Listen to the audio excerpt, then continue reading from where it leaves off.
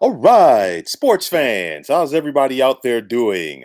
William Martin coming at you one more time here on YouTube with another edition of the 300 Pounds of Sports Knowledge Podcast. Now, the Atlanta Hawks gave it everything they had, but they fell 2 wins shy of advancing to the NBA Finals. The Hawks gave the Milwaukee Bucks a run for their money in the Eastern Conference Finals, but the ankle injury that was sustained during this series by Hawks guard Trae Young really hindered Atlanta's chances.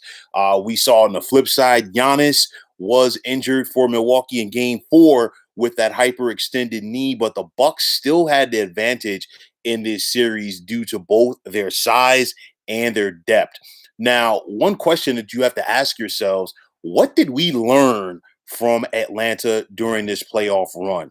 First and foremost, Trae Young is the real deal. Now, we saw Trae Young throughout these playoffs average nearly 30 points per contest. He put this Hawks team on his back at times. We saw him have 8 games throughout these playoffs, and he spread it out throughout each series where he dropped at least 30 points. And, with that said, Trae Young, he is a star in the making. And honestly, for what it's worth, Trae Young has the ability to run the city of Atlanta from a sports perspective right now. You look at the Atlanta Braves, they're up and down so far this season, but they've actually moved out to the suburbs. The Atlanta Falcons are in a downward spiral. We've seen wide receiver Julio Jones be traded this offseason to the Tennessee Titans. And with that said, the city of Atlanta needs a star to get behind, especially from a basketball perspective, because Trae Young has the potential to be the best player, if he isn't already, for the Hawks franchise since the days of Dominique Wilkins.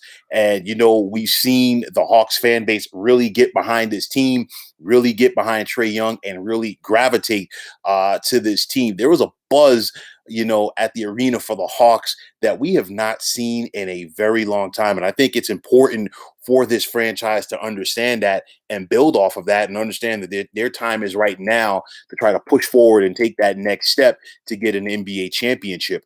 Nate McMillan has not forgotten how to coach. Of course, he came in this year on an interim basis. There was a coaching change midseason, but you look at Nate McMillan, previous stops as a head coach with the Seattle Supersonics, the Portland Trailblazers, and the Indiana Pacers. He was able to relate to Trae Young in a very positive way, of course. And this team really gravitated to Nate McMillan, and they bought into the message that he was delivering. So, with that said, it's going to be important. Obviously, Nate McMillan is going to be the head coach going forward. If he's not, I would be extremely surprised. But nonetheless, he is going to be the guy going forward.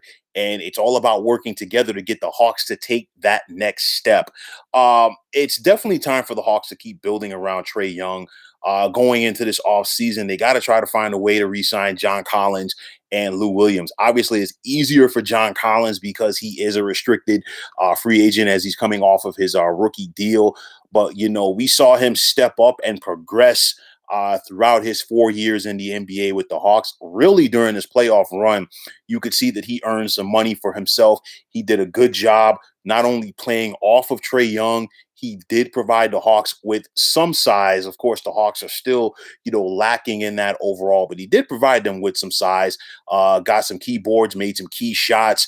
And of course, one of the highlights of this NBA playoffs overall was, John Collins throwing the hammer down on Sixers center Joel Embiid. So I think it's important for the Hawks to, take that next step, bring a guy like Collins back in and keep building. And of course, Collins looks like he has a good repertoire with Trae Young. So you definitely want to keep that momentum going.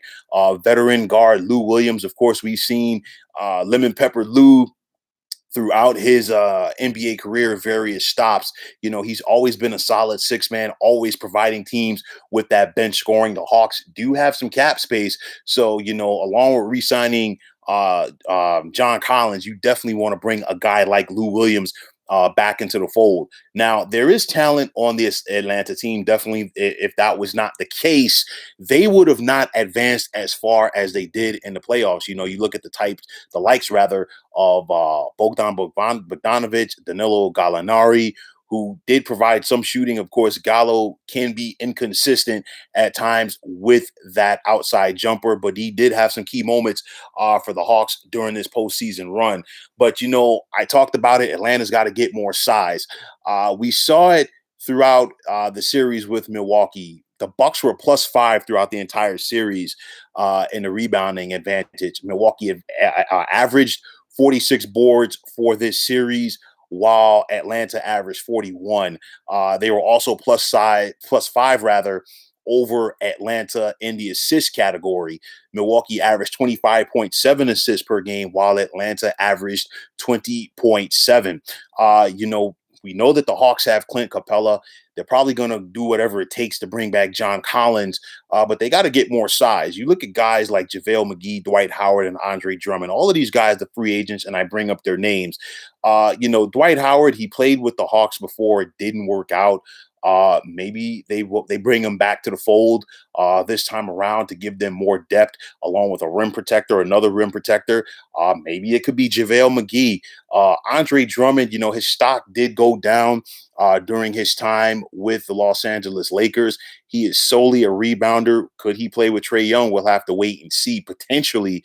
But Andre Drummond does not give you what McGee and Howard do at the defensive end of the floor.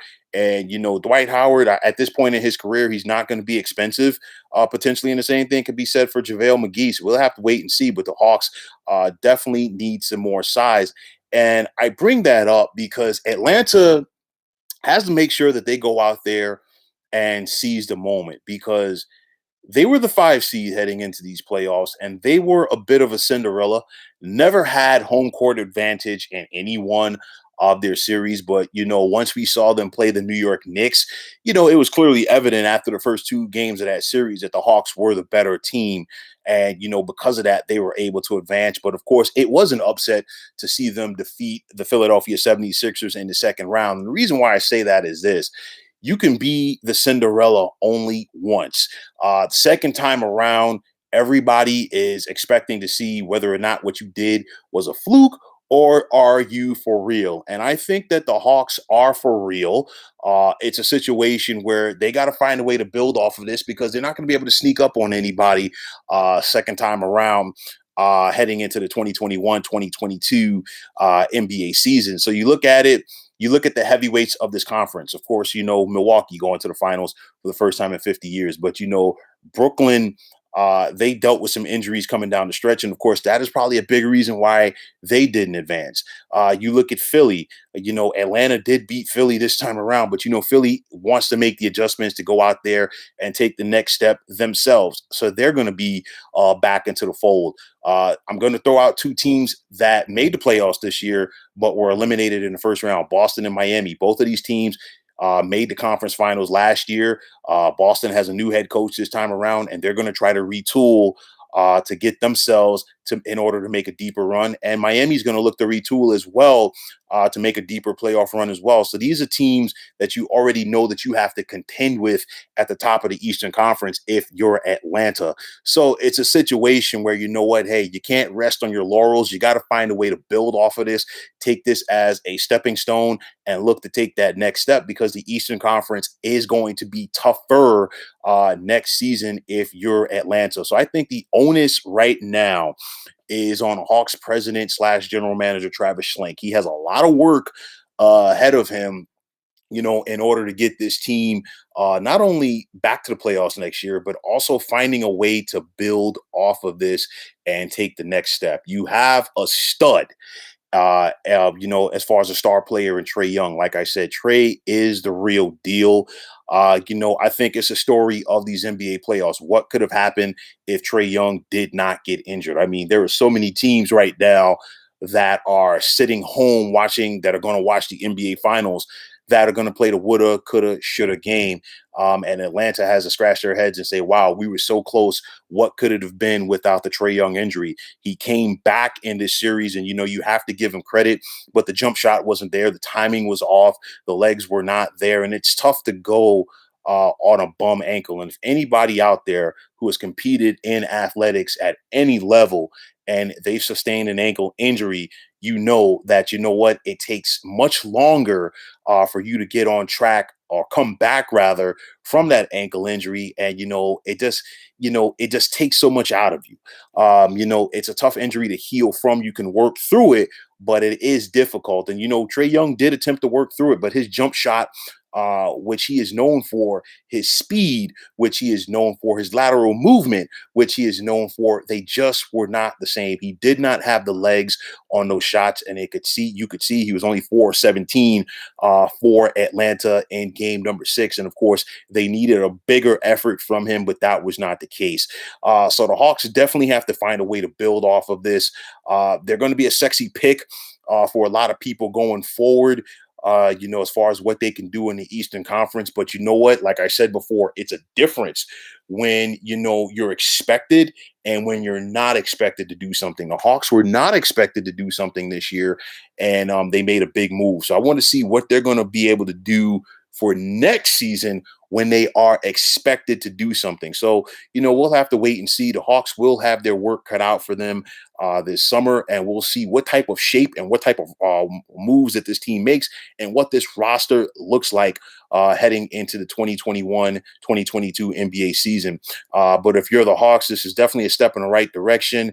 And like I said, you just got to find a way to build off of this and make that next step to be a championship team. So, folks, that is going to wrap it up. And as always, I want to take this time out to thank you for tuning into the 300 Pounds of Sports Knowledge podcast here on YouTube. I want to take the time out to thank all of you fine folks out there for tuning in. And if you have not already, please feel free to not only subscribe to this channel, but also like this podcast as well. Now, if you're on Twitter, please feel free to follow me at 300 Pounds of Sports. And like I always say, if you follow me, it will be my pleasure to follow you right back. There's also the sports discussion group on Facebook at the Sports Depot 365. You can check it out, drop a line, and be a part of one of the better sports debating sites going on social media. So once again, fine folks, my name is William Martin, signing off, saying take care and have yourselves a wonderful day.